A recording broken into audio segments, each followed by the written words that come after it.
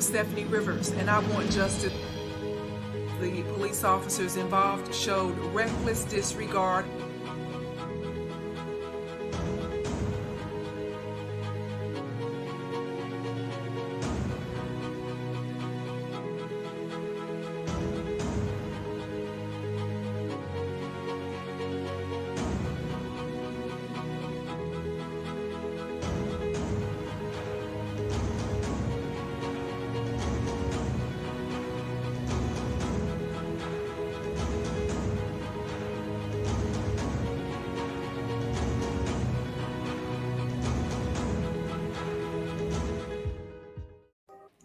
Hello and welcome to the video version of my journal. I'm Steffanie Rivers.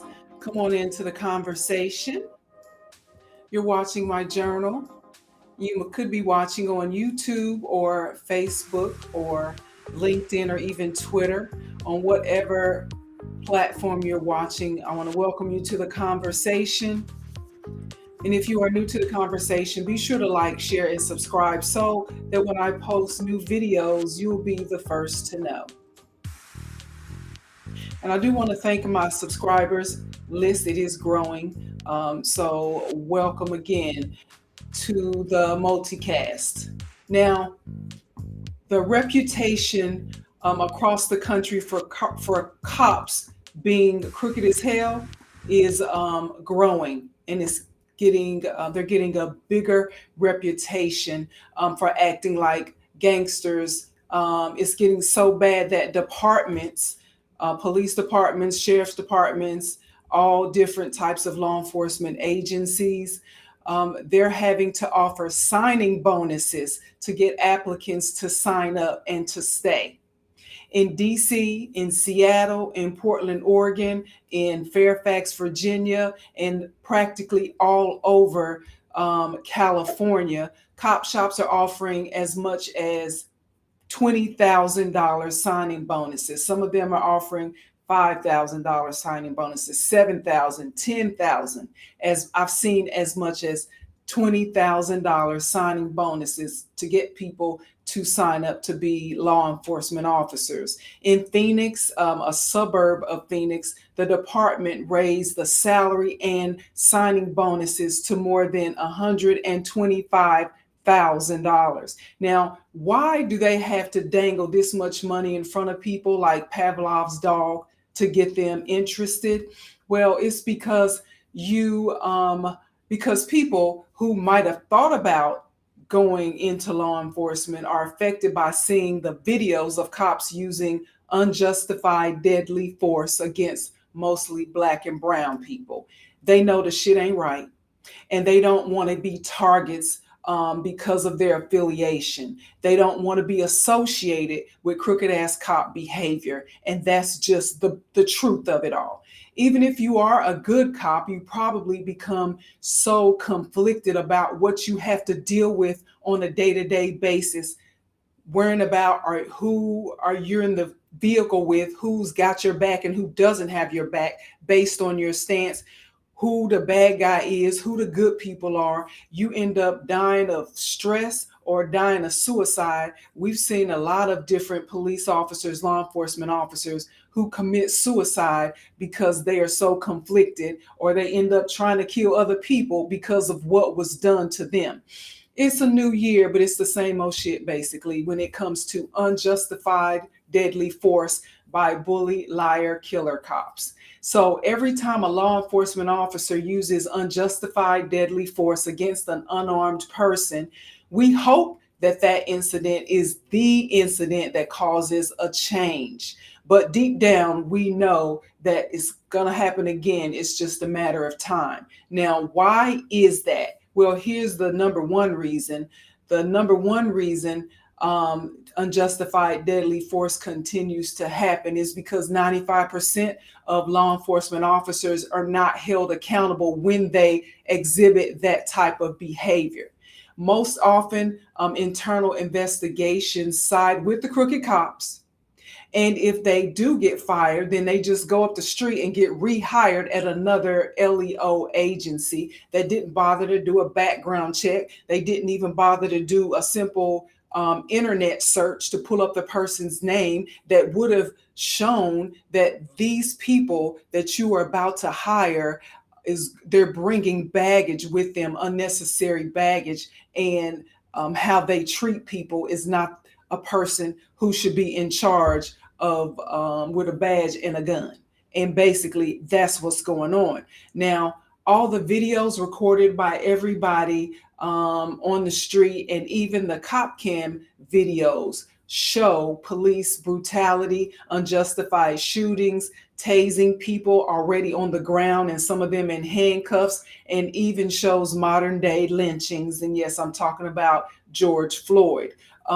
These things that are being shown, it just proves what Black people have been dealing with for generations when it comes to the interaction with some law enforcement officers. So although some people find a reason to justify anything a cop does, no matter what, others, even some white people, they can't explain away the behavior that they see some of these cops getting away with on some of these videos. So when I see social media posts talking about, telling people don't share this video, stop sharing that traumatic video of people getting beat and killed and shot and tased, I understand why they don't want the video to be shared. It's because it is traumatic. And when you share that type of video, it re-traumatizes people. But the good news is that these videos, they are the reason that it's helping the cause. It's helping people to see and to understand what it is that in real time, last week or earlier today, or what's going on live, what some people are having to go through when they are stopped by the cops. So I believe these videos do more to help the cause than to hurt the cause. This reduction in police recruits is an example of how it's helping. So nobody new wants to be associated with crooked ass cops. So we should keep the pressure on and keep posting and sharing the links and sharing the video. So having said that, I want to talk to you about Keenan Anderson.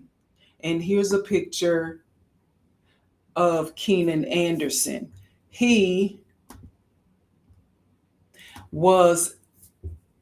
died of cardiac arrest a few days ago while being detained by members of the Los Angeles Police Department. They tased him 7 different times, seven separate times. He was tased while he was lying face down on the concrete, while he was handcuffed behind his back. And this happened while at least 2 cops held him down while the 3rd cop tased him. So you mean to tell me 3 men can't hold 1 man face down on the ground without tasing him 7 times? That was excessive force.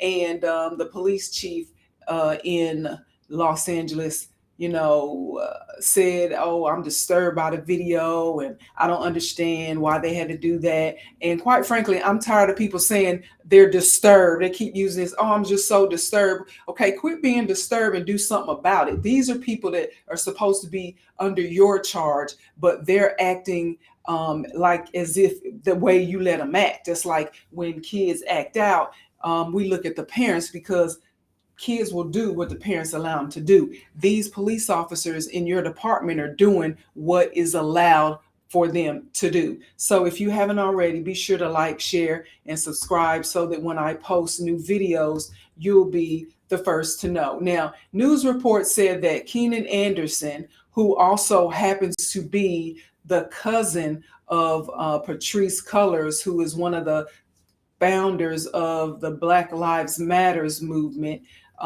they were cousins. News reports said Keenan was involved in a car collision in LA, and he called the cops to the scene. Here we go. Stop calling these people, y'all. But I know you just think, okay, it's just a simple whatever. I'm just going to call them and get a report because so I can have it for my insurance. I get it. But you just don't know who's going to show up to your scene. So news report said Keenan Anderson was involved in a car collision and he called the cops to the scene. But when the cops got there, it went left from why they showed up to tackling or trying to engage Keenan Anderson. And he tried to run because there was a bunch of cops trying to surround him. He tried to run. They threw him to the ground and started to tase him while telling him to be still. Now, if you're getting tased, that's like electric bolts going through your body. So there's no way you can be tased and be still at the same time. But that's what they were doing, telling him to be still. And when he couldn't be still, they kept tasing him. And then hours later, he ended up dead of cardiac arrest at the hospital because doctors said the trauma to his heart caused him to die. So essentially, the trauma to his heart caused him to die. And that's, in my opinion, one of these, if not all of these cops, need to be held responsible for manslaughter or second degree murder, something along those lines. So I am going to put the link in the chat of the written version, but you can do your own search of Kenneth Anderson. And while he was getting tased, or before he was about to be tased, he kept saying, they're trying to George Floyd me, because they were holding him down. He couldn't breathe. He's trying to get his breath. They got their foot on his back. They're trying to, so it was crazy. So I did see the video, but if you want to see it, it's out there. You don't have to look far for that. And there's another video that I want to show you, but getting tased 7 different times is like shocking to your heart. So Anderson indeed died hours later. Now, after his death, cops said Anderson had drugs in his system, but whether or not Anderson had drugs in his system has nothing to do with why they tased him. Standard operating procedure across the country is de-escalate when you have a situation and you're a law enforcement officer. De-escalate. But they chose to escalate the situation and putting out that, oh, he had drugs in his system. I honestly don't believe it. That's the way they do. They first try to, if they can't get you locked up or press charges, and now they're on video doing something that they shouldn't have done. Now their next move is to assassinate your character and make you seem like the bad person. So assassinate a dead man's character by talking about him being on drugs. So that's how they do. So Anderson was just one of 3 men killed by LA cops in the first few days of 2023. So if it keeps up like this, there are going to be hundreds of people killed by LA cops due to unjustified use of deadly force. So if we don't want that to happen, we need to do something about it. If they don't kill you, some of them over prosecute you, hoping at least that one of the charges will get you locked up. For others, this probation that you get put on is so restrictive that it's just a matter of time before you break the rules of probation and you get locked up. Now, it happened to Philly rapper Meek Mill.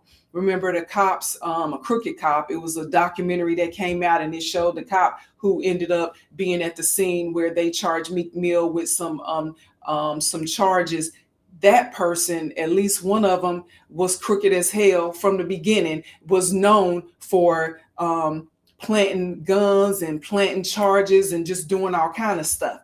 And so the judge in Meek Mill's case wanted to see him suffer as well by putting him in a trick bag and making sure he probably was gonna break his probation rules, because in Philly, just like in DC, if you live in the DC area or any area where you can easily live, like you live near the state line of another state, so you might even work in one area and go to school in another area and live in another area, and you cross state lines doing your day-to-day business. That happened to me because his daughter was in daycare in a certain area, which he had to go get her, but he was not allowed to cross over, and nobody could go get his daughter, and he ended up getting caught up like that. And the judge in his case would not allow him to have bond when he did break that rule or one of those type rules. And then he had to go to jail, and he was in jail for a couple of months, remember? And we saw the video of him getting an appeals judge actually overturned that part that he couldn't have a bond. He was able to post bond and get out of jail. Remember, we saw the video of him getting whisked away to the Sixers game in a helicopter. So essentially, just a few days ago, the governor of Pennsylvania pardoned Meek Mill of all those charges associated with that. So we want to say congrats to Meek Mill and to the others. There were like a couple of people, a couple of dozen or close to 100 people that the governor also pardoned when he pardoned Meek Mill. So we want to say congrats on that for him getting that criminal stuff off of his record. And the worst case that I've heard of malicious over prosecution didn't happen in a southern state, because we think this stuff only happens in the South. Didn't happen in Georgia or Florida or Alabama. It happened in Baltimore, Maryland, and it happened to Keith Davis. And I'm going to share with you the website that talks about free Keith Davis. So when you get a chance, be sure to look up this information, because this case was like none other. I think Keith Davis, they said, was the most prosecuted person for the same crime ever. And so here's what happened. In 2015, Davis was minding his own business when cops accused him of being a robbery suspect. They ran after him and shot at him over 25 times, shooting him 3 times, including a couple of times in the face. When he was found not guilty of that crime, then the cops charged Davis with another crime, murdering a man that happened to be in the same area at the same time. It's like, oh, we didn't get you for that one. We're going to put these charges on you. So despite there being no DNA evidence of Davis linking him to the person that he was accused of shooting, despite the weapon that Davis had in his possession being proven, tested, and proven that it had not been fired, prosecutors took him to court 5 times over that same murder charge. He was found not guilty 3 times, and he was found guilty twice. But those 2 guilty verdicts were overturned by appeals court judges, citing malicious prosecution by local law enforcement. And that's what's going on in Maryland. So here's the worst part of that. Davis had been awaiting, he was awaiting trial 5 times while jailed. They wouldn't allow him to have a bond. So from 2015 to just a few days ago in 2023, so what's that, 8 years, 7.5 years, he spent in jail awaiting trial 5 times on the same charge for something that he did not do, that eventually the new state prosecutor dropped the charges, that those 2 times that he was found guilty, an appeals court judge said this is some BS and overturned the conviction. So if they can't kill you, if they can't get you charged, then they're going to over prosecute you, try to get you charged with something else, or they're going to put you on probation, and the probation is so strict that you end up not being able to make a move and do anything to get out of those charges. This is what's going on right now. So the good part in the videos that people are sharing is that it is proof that you can't trust some of these cops any further than you can throw them.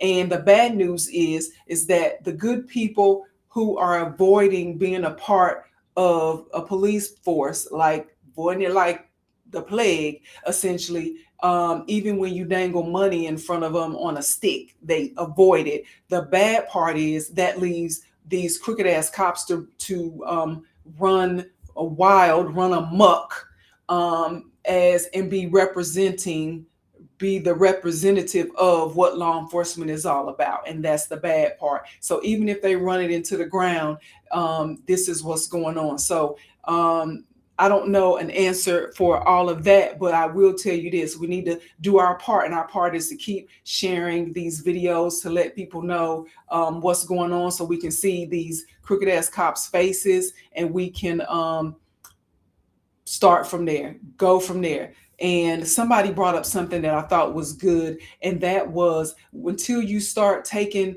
instead of taxpayers having to pay for the settlements against police departments, why don't you start taking it out of their pension, these crooked cops' pensions, and pay, and then that might make them decide to do differently. So that's all I got for you. To find out more about the things that I care about, you can go to the written version of my journal. That's at EUR